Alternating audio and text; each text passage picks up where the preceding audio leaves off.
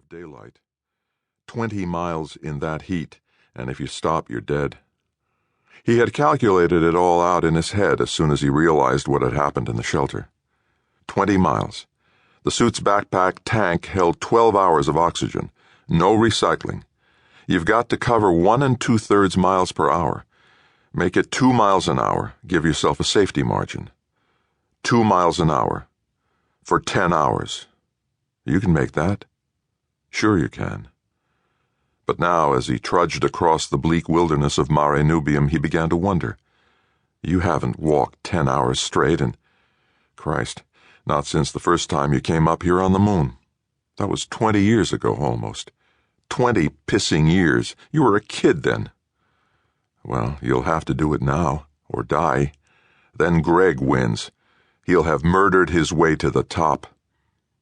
Even though it was still night, the rugged landscape was not truly dark. Earthglow bathed the rolling, pock-marked ground. Paul could see the rocks strewn across the bare regolith, the rims of craters deep enough to swallow him, the dents of smaller ones that could make him stumble and fall if he wasn't careful.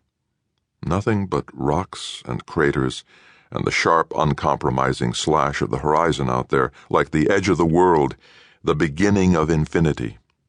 Not a blade of grass or a drop of water. Harsh, bare rock, stretching as far as the eye could see in every direction. Yet Paul had always loved it.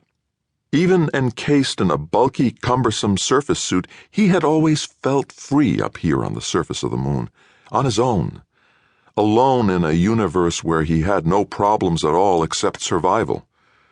That's what the moon gives us, he told himself. Brings it all down to the real question, the only question. Are you going to live or die? Everything else is bullshit. Am I going to live or die? But then he thought of Joanna again, and he knew that there was more to it. Would she live or die? Was Greg crazy enough to kill her too? It's more than just me, Paul realized. Even here, 250,000 miles from Earth and its complications, he was not alone. Even though there was not another living human being, not another living thing of any kind, this side of the mountains that marked the Alphonsus ring wall, Paul knew that other lives depended on him. Joanna. Mustn't let Greg get to Joanna. Got to stop him. He stopped, puffing hard. The visor of his helmet was fogging. A flash of panic surged through him.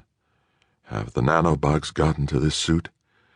He held up his left arm to check the display panel on the suit's forearm, trembling so badly that he had to grasp his wrist with his right hand to steady himself enough to read the display. Everything in the green. He tapped the control for the air circulating fan in his helmet and heard the comforting whine of it speeding up. Okay, it's still working. The suit's functioning okay. Settle down. Keep moving.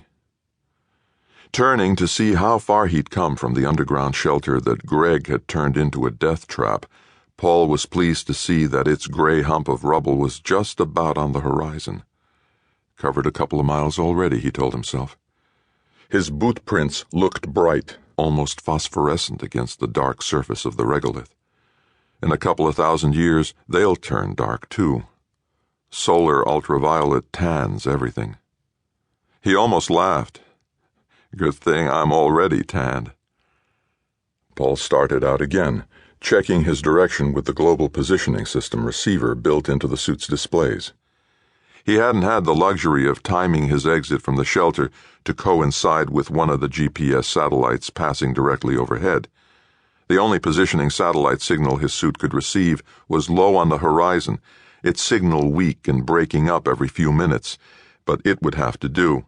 There were no other navigational aids and certainly no road markers on Mare Nubium's broad expanse. The other shelters had directional beacons planted in the ground every mile between them, and they were no more than 10 miles apart, all the way to the ring wall. Greg had planned it well, turned the newest of the temporary shelters into his killing place. He plodded on, wishing the suit radio had enough juice to reach the tempo he was heading for, knowing that it didn't. There's nobody there anyway, he thought. It's just a relay shelter. But it ought to be stocked with oxygen and water.